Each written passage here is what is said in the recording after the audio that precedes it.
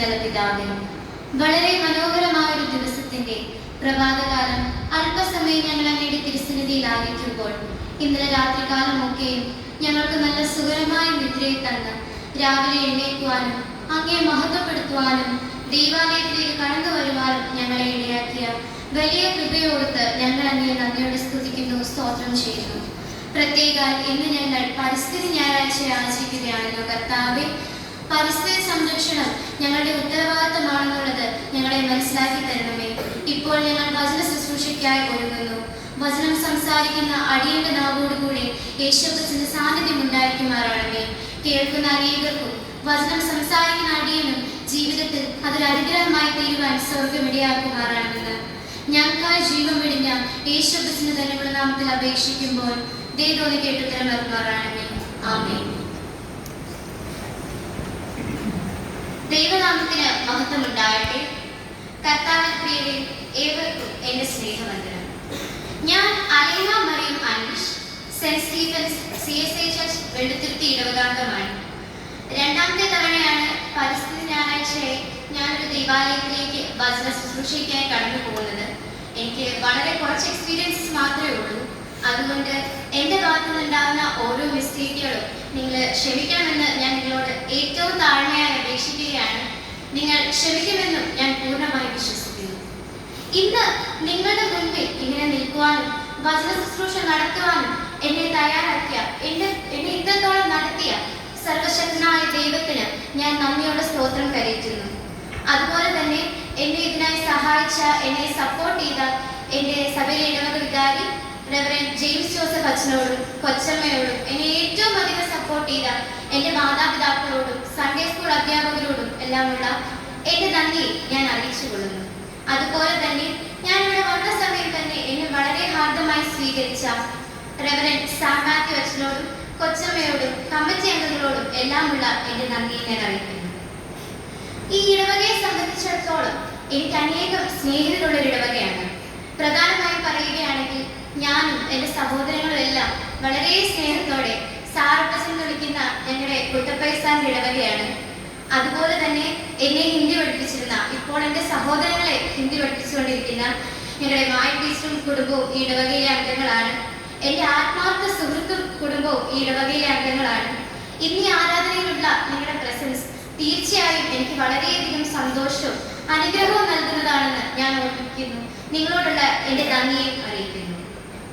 ഇന്ന് നാം പരിസ്ഥിതി ഞായറാഴ്ചയായി ആചരിക്കുകയാണ്. നമ്മുടെ സഭയെ പറ്റി പറയുമ്പോൾ പല ഞായറാഴ്ചകളും നമ്മൾ ഇങ്ങനെ സ്പെഷ്യലായി ആചരിക്കാറുണ്ട്. ഉദാഹരണത്തിന് പെൺശിശു ഞായർ, സ്ത്രീജന സഖ്യ ഞായർ, സൺഡേ സ്കൂൾ ഞായർ, ഇങ്ങനെയെല്ലാം നാം ആചരിക്കുമ്പോൾ പരിസ്ഥിതി ദിനത്തോടനുബന്ധിച്ച് പരിസ്ഥിതി ഞായറാഴ്ചയായി ആചരിക്കേണ്ടതിന്റെ പ്രാധാന്യം എന്താണെന്ന് നമ്മൾ പലപ്പോഴും സംശയിക്കാറുണ്ട്. എന്നാൽ ഇന്നത്തെ എൻ്റെ ഈ വചന ശുശ്രൂഷയിലൂടെ നിങ്ങൾക്കെല്ലാം പരിസ്ഥിതി ഞായറാഴ്ചയുടെ പ്രാധാന്യം മനസ്സിലാകട്ടെ എന്ന് ഞാൻ പ്രാർത്ഥിക്കുന്നു. നമ്മുടെ CSI സഭയെ പറ്റി പറയുമ്പോൾ 1992 മുതൽക്കേ തന്നെ പരിസ്ഥിതി സംരക്ഷണത്തിനായി പല പല ഇനിഷ്യേറ്റീവുകളും എടുക്കുന്ന ഒരു സഭ തന്നെയാണ് CSI സഭ. മറ്റു സഭകളെ വെച്ച് നോക്കുമ്പോൾ എക്കോളജി ഡിപ്പാർട്ട്മെന്റ് എന്ന് പറയുന്ന പ്രത്യേകമായി പരിസ്ഥിതി സംരക്ഷണത്തിന് ഒരു ഡിപ്പാർട്ട്മെന്റ് തന്നെയുള്ള ഏക സഭ അത് CSI സഭയാണ്. ഈ ഒരു ഡിപ്പാർട്ട്മെന്റ് സ്ഥാപിതമാകുന്നതിന് മുൻപേ തന്നെ വിശുദ്ധ സംസർഗമില്ലാത്ത ഞായറാഴ്ചകളിലെ നമ്മുടെ ആരാധന ക്രമത്തിൽ 3 വിശുദ്ധ യുവാക്കന്മാരുടെ പാട്ടിലും പരിസ്ഥിതിക്ക് വളരെയധികം പ്രാധാന്യം നൽകുന്നതായി നമുക്ക് കാണാം. ഈ ഒരു ഇൻസ്റ്റൻസസിലൂടെ ഒക്കെ നമുക്ക് മനസ്സിലാക്കാൻ സാധിക്കുന്നത് പരിസ്ഥിതിക്ക് വളരെയധികം പ്രാധാന്യം നൽകുന്ന ഒരു സഭ തന്നെയാണ് CSI സഭ. ഇന്ന് നാം പരിസ്ഥിതി ഞായറാഴ്ചയായി ആചരിക്കുമ്പോൾ നമ്മുടെ ചിന്താ വിഷയം എന്ന് പറയുന്നത് പ്രകൃതിയിലൂടെ ദൈവത്തിന്റെ ശബ്ദം കേൾക്കുക എന്നുള്ളതാണ്. ഈ ഒരു ചിന്താ വിഷയത്തെ ആസ്പദമാക്കിക്കൊണ്ട് 3 പ്രധാനമായ ചിന്തയാണ് ഞാൻ നിങ്ങളിലേക്ക് എത്തിക്കുവാനായി ആഗ്രഹിക്കുന്നത്. ഒന്നാമതായുള്ള ചിന്ത സൃഷ്ടി പുതുക്കലിന്റെ പ്രത്യാശ പ്രഖ്യാപിക്കുന്നു. നമുക്കറിയാം, ദൈവം നമ്മോട് പല മുഖാന്തരങ്ങളിലൂടെ സംസാരിക്കാറുണ്ട്. വേദപുസ്തകം നാം പരിശോധിക്കുമ്പോൾ പല രീതിയിലൂടെ ദൈവം മനുഷ്യനോട് സംസാരിക്കാറുണ്ട്. ദൂതന്മാരോട് സംസാരിക്കാറുണ്ട്, പ്രവാചകന്മാരോട് സംസാരിക്കാറുണ്ട്, മനുഷ്യരിലൂടെ എല്ലാം ദൈവം നമ്മോട് സംസാരിക്കാറുണ്ട്. എന്നാൽ പ്രകൃതിയിലൂടെ ദൈവം നമ്മോട് സംസാരിക്കാറുണ്ട്. ഈ ഒരു കാര്യം നമ്മൾ കൂടുതലായി ചിന്തിച്ചു നോക്കുമ്പോൾ ഈ ഒരു വിഷയം നിങ്ങളെ ചിന്തിക്കുവാനായി പ്രധാനമായി വളരെ കുറച്ച് വേദഭാഗങ്ങൾ ഞാൻ നിങ്ങളിലേക്ക് എത്തിക്കുവാനായി ആഗ്രഹിക്കുന്നു. ഒന്നാമതായി സംഖ്യാപുസ്തകം 6-ാം അധ്യായം 22-ാം അധ്യായം സംഖ്യാപുസ്തകം 22-ാം അധ്യായം നാം പരിശോധിക്കുമ്പോൾ നമുക്ക് അവിടെ കാണുവാൻ സാധിക്കുന്നത് ബിലെയാമിനെയാണ്. ബിലെയാമിനെ പറ്റി നമുക്കറിയാം, ദൈവഹിതം അനുസരിച്ച് ജീവിച്ചിരുന്ന ഒരു വ്യക്തിയായിരുന്നു ബിലെയാം. എന്നാൽ തന്റെ അഹങ്കാരം കാരണം ദൈവഹിതം ഇന്നതെന്ന് തിരിച്ചറിയാൻ കഴിയാതെ ആയിപ്പോയി ബിലെയാമിന്. ആ നിമിഷം തൊട്ടേ ബിലെയാം പ്രവർത്തിച്ചുകൊണ്ടിരുന്നത് ദൈവഹിതത്തിനെതിരായി ആയിരുന്നു. എന്നാൽ തന്റെ സൃഷ്ടാവിന്റെ ഹിതം എന്നതെന്ന് തിരിച്ചറിഞ്ഞ മറ്റൊരു ജീവിയെ നമുക്ക് അവിടെ കാണുവാൻ സാധിക്കുന്നു. മനുഷ്യൻ പലപ്പോഴും ബുദ്ധിഹീനമെന്നും നിസ്സാരമെന്നും തള്ളിക്കളയുന്ന ഒരു കഴുതയ്ക്കാണ് ദൈവഹിതം എന്നതെന്ന് അവിടെ മനസ്സിലായത്. ആ വേദഭാഗത്തിൽ കഴുത ബിലെയാമിനോട് സംസാരിക്കുന്നതായി നമുക്ക് കാണാം. അവിടെ കഴുതയിലൂടെ ദൈവമാണ് ബിലെയാമിനോട് സംസാരിച്ചത്, ദൈവഹിതം ഇന്നതെന്ന് മനസ്സിലാക്കി കൊടുത്തത്. ഈ ഒരു വേദഭാഗത്തിലൂടെ തന്നെ നമുക്ക് വളരെ വ്യക്തമാണ് പരിസ്ഥിതിയിലൂടെ, പ്രകൃതിയിലൂടെ ദൈവം നമ്മോട് സംസാരിക്കുന്നു. രണ്ടാമത്തെ വേദഭാഗം യോന 4-ാം അധ്യായമാണ്. യോനയെ പറ്റി നമുക്കറിയാം, നിനവെ എന്ന പട്ടണം നശിക്കാൻ പോയ സമയത്ത് അവിടെ രക്ഷിക്കുവാൻ, അവിടെയുള്ള ജനങ്ങളെ രക്ഷിക്കുവാൻ ദൈവം ഏൽപ്പിച്ചത് യോനയെയാണ്. പക്ഷേ യോന അതിന് തയ്യാറായില്ല. അവസാനം യോനയെ ദൈവം അതിനെ ഇടയാക്കി. പക്ഷേ എങ്കിൽ പോലും അതിൽ വളരെയധികം ദുഃഖിതനായിരുന്നു യോന എന്ന് 4-ാം അധ്യായം വായിച്ചു നോക്കുമ്പോൾ നമുക്ക് മനസ്സിലാവും. അത്രയും ദുഃഖിതനായിരുന്ന യോനയ്ക്ക് ദൈവം അവിടെ തണലായി നൽകുന്നത് ആവണക്ക് എന്ന ചെടിയെയാണ്. ആ ആവണക്കിന്റെ ചുവട്ടിൽ നിന്ന് വളരെയധികം വിഷമിക്കുന്നതായിട്ടുള്ള യോനയെ നമുക്ക് കാണാം. ദൈവമാണ് യോനയ്ക്ക് അവിടെ ആവണക്കിന് തണലായി നൽകിയത്. എന്നാൽ ദൈവം തന്നെ ഒരു പുഴുവിനെ കൊണ്ട് ആ ആവണക്കിനെ ഉണക്കിക്കളയുന്നു. യോനയ്ക്ക് വളരെയധികം വിഷമമാവുന്നുണ്ട്. കാരണം തനിക്ക് തണലായിരുന്ന ആ ഒരു ആവണക്ക് അത് ഉണങ്ങിപ്പോയി. ആ ഒരു സംഭവത്തിലൂടെ ദൈവം യോനയോട് സംസാരിക്കുകയാണ്. നിസ്സാരമായ ഒരു ആവണക്ക് ഉണങ്ങിപ്പോയതിൽ വളരെയധികം വിഷമിക്കുന്നതായിട്ടുള്ള യോന എന്തുകൊണ്ട് നിലവിലെ അത്രയും ജനം നശിച്ചു പോയില്ല, അല്ലെങ്കിൽ അവർ രക്ഷിക്കപ്പെട്ടു എന്നോർത്ത് സന്തോഷിക്കുന്നില്ല എന്ന്. ഈ ഒരു വെളിപ്പെടുത്തലും ദൈവം യോനയ്ക്ക് മനസ്സിലാക്കി കൊടുത്തത് പ്രകൃതിയുടെ ഭാഗമായ ഒരു ചെടിയിലൂടെയാണ്. പ്രധാനമായുള്ള വേറൊരു കാര്യം എന്ന് പറയുന്നത്, ദൈവം മനുഷ്യനോട് പ്രകൃതിയെ പല ചരാചരങ്ങളെ നിരീക്ഷിക്കുവാൻ, ഒബ്സർവ് ചെയ്യുവാൻ പറയുന്നുണ്ട്. അതിൽ പ്രധാനമായിട്ടുള്ള ഒന്ന് എന്ന് പറയുന്നത് സദൃശ്യവാക്യങ്ങൾ 6-ാം അധ്യായം 6 മുതൽ 8 വരെയുള്ള വാക്യങ്ങളിൽ നമുക്ക് കാണുവാൻ സാധിക്കും. അവിടെ എങ്ങനെയാണ് പറയുന്നത്? മടിയ ഉറുമ്പിന്റെ അടുക്കൽ ചെല്ലുക, അതിന്റെ വഴികളെ നോക്കി ബുദ്ധി പഠിക്കുക.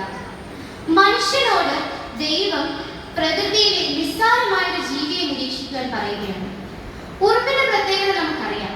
ആപത്തുകാലം മുൻകണ്ട് വളരെയധികം മുൻകരുതലുള്ള ഒരു ജീവിയാണ് ഉറുമ്പ്. ആ ഉറുമ്പിനെ പോലായിരിക്കുവാനാണ് ദൈവം മനുഷ്യനോട് സംസാരിക്കുന്നത്. പ്രകൃതിയെ നിരീക്ഷിക്കുവാനാണ് ദൈവം ആഹ്വാനം ചെയ്യുന്നത്. രണ്ടാമതായി ഇന്ന് നമ്മൾ സുവിശേഷമായി വായിച്ചു കേട്ട ലൂക്കോസ് 12-ാം അധ്യായം 24-ാം വാക്യത്തിൽ പറയുന്നു, കാക്കകളെ നോക്കുവിൻ, അവ വിതയ്ക്കുന്നില്ല, കൊയ്യുന്നില്ല, കളപ്പുരയിൽ കൂട്ടിവെക്കുന്നതില്ല, എങ്കിലും ദൈവം അവയെ പോറ്റുന്നു. ഈ ഒരു വാക്യത്തിന്റെ പശ്ചാത്തലം എന്ന് പറയുന്നത്, വളരെയധികം ആകുലത നിറഞ്ഞതായിട്ടുള്ള ലോകത്തോട് ദൈവം എന്നെ നടത്തുമോ, നാളെ എനിക്ക് ഭക്ഷിക്കാൻ എന്തുണ്ടാകും, ദൈവം എന്നെ പോറ്റാൻ പ്രാപ്തനാണ്, ഇങ്ങനെയെല്ലാമായിട്ടുള്ള 100 ചിന്തകളുടെ ഇടയിൽ ഇരുന്ന മനുഷ്യനോട് ദൈവം കാക്കകളെ നോക്കുവാൻ പറയുകയാണ്. അവ വിതയ്ക്കുന്നില്ല, കൊയ്യുന്നില്ല എങ്കിൽ പോലും ദൈവം അവയെ പരിപാലിക്കുന്നു. ദൈവത്തിന്റെ സൃഷ്ടിയിലെ വെറുമൊരു പക്ഷിയായ കാക്കയെ പോറ്റുന്ന ദൈവത്തിന് വളരെയധികം മഹത്വവും വളരെയധികം സവിശേഷതകളുള്ള മനുഷ്യനെ പോറ്റുവാൻ സർവശക്തനായ ദൈവം പ്രാപ്തനാണ് എന്നുള്ളതാണ് ഈ വാക്യം നമ്മോട് സംസാരിക്കുന്നത്. അടുത്ത വേദഭാഗവും ഇത് തന്നെയാണ്. ലൂക്കോസ് എഴുതിയ സുവിശേഷം 12-ാം അധ്യായം 27-ാം വാക്യത്തിൽ പറയുന്നു, താമരകൾ എങ്ങനെ വളർന്നു എന്ന് നോക്കി, അവ അധ്വാനിക്കുന്നില്ല, നൂൽ നിൽക്കുന്നതുമില്ല, എന്നാൽ ശലോമോൻ പോലും തന്റെ സകല മഹത്വത്തിലും ഇവയിൽ ഒന്നിനോളം ചമഞ്ഞേറ്റില്ല. ഈ ഒരു വാക്യത്തിലൂടെ നമ്മൾ മനസ്സിലാക്കേണ്ടത് താമര എങ്ങനെ വളരുന്നു എന്നുള്ളതാണ്. നമുക്കറിയാം, താമര വളരുന്നത് ചെളിയിലാണ്. ആ ചെളിയിൽ വളർന്നു വരുമ്പോഴും താമരയ്ക്ക് അതിൻ്റെതായിട്ടുള്ള ഒരു പ്രശ്നങ്ങളുമില്ല. അത് വളരെയധികം ശോഭയോടെയാണ് വിടർന്നു നിൽക്കുന്നത്. ഈ ഒരു വാക്യം ഇന്നത്തെ സമൂഹവുമായി കമ്പയർ ചെയ്ത് നോക്കുമ്പോൾ, ചെളിയിൽ വളർന്നു വരുന്ന താമര പോലെ നാമും ഈ തിന്മ നിറഞ്ഞതായിട്ടുള്ള ലോകത്തിൽ, വളരെയധികം ചെളി നിറഞ്ഞതും തിന്മ നിറഞ്ഞതും ലോകം വളരെയധികം മോശമാണ്, എങ്കിൽ പോലും അവയൊന്നും നമ്മളെ ബാധിക്കാതെ വിടർന്നു നിൽക്കുന്ന, ശോഭയോടെ വിടർന്നു നിൽക്കുന്ന താമരകളെ പോലെ ആകുവാനാണ് ദൈവം നമ്മോട് പറയുന്നത്. താമരകളെ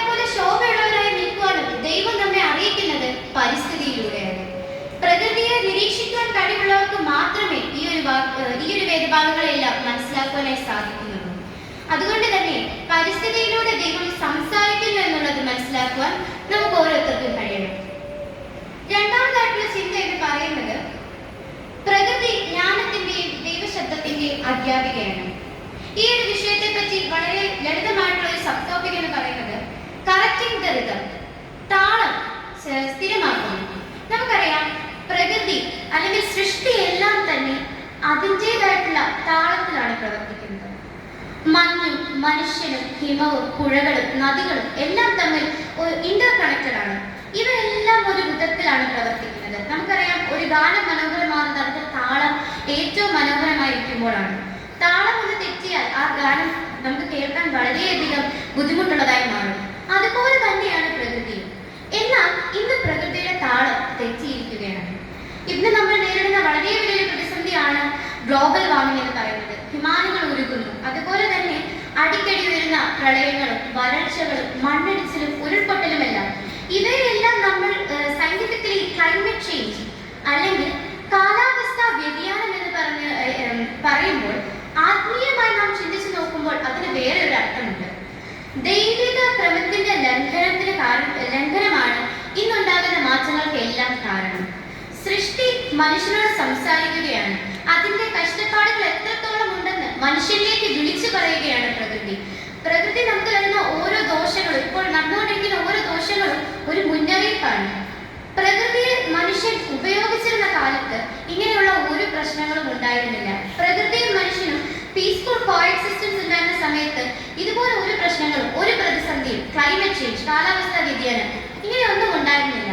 പക്ഷേ എന്ന് മനുഷ്യൻ പ്രകൃതിയെ ഉപദ്രവിക്കുവാൻ തുടങ്ങിയോ അന്ന് തൊട്ട് പ്രകൃതിയുടെ താളം തെറ്റിയിരിക്കുകയാണ്.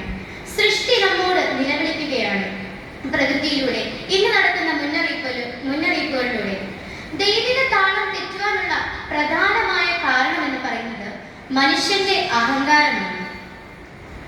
ഭൂമിയെ കാത്തു സൂക്ഷിക്കാൻ ഏൽപ്പിക്കപ്പെട്ട മനുഷ്യൻ അതിന്റെ ഉടമസ്ഥനായ ചമയനടുത്താണ് അഹങ്കാരം ആരംഭിക്കുന്നത്. ഈ അഹങ്കാരം തന്നെയാണ് പ്രകൃതിയുടെ താളം തെറ്റിക്കുന്നത്. പ്രകൃതിയുടെ പഴയ താളത്തിലേക്ക് പ്രകൃതിയെ കൊണ്ടുവരുവാനും കോ എക്സിസ്റ്റൻസ് എന്ന ആ ഒരു പദത്തിന് അർത്ഥമുണ്ടാക്കി കൊടുക്കുവാനും നമുക്കിന്ന് സാധിക്കണം. പ്രകൃതിയും മനുഷ്യനും തമ്മിൽ പ്രകൃതിയെ ഉപദ്രവിക്കുവാനല്ല, പ്രകൃതിയെ ഉപദ്രവിക്കാതെ ഉപയോഗിച്ചുകൊണ്ട് പ്രകൃതിയെ ആശ്രയിച്ചുകൊണ്ട് മാത്രം പ്രകൃതിയെ സംരക്ഷിക്കുവാനാണ് ഇന്ന് നമുക്ക് നൽകുന്ന പ്രകൃതി ഓരോ മുന്നറിയിപ്പുകളും നൽകിക്കൊണ്ടിരിക്കുന്നത്. അവയെല്ലാം മനസ്സിലാക്കിക്കൊണ്ട് പ്രകൃതിയെ സംരക്ഷിക്കുവാനും പ്രകൃതിക്ക് വേണ്ടി പല കാര്യങ്ങളും പല ഇനീഷ്യേറ്റീവുകളും നമുക്ക് എടുക്കുവാനും സാധിക്കണം. മൂന്നാമത്തേതും അവസാനത്തേതുമായിട്ടുള്ള ചിന്ത എന്ന് പറയുന്നത് സൃഷ്ടി പുതുക്കലിന്റെ പ്രത്യാശ പ്രഖ്യാപിക്കുന്നു.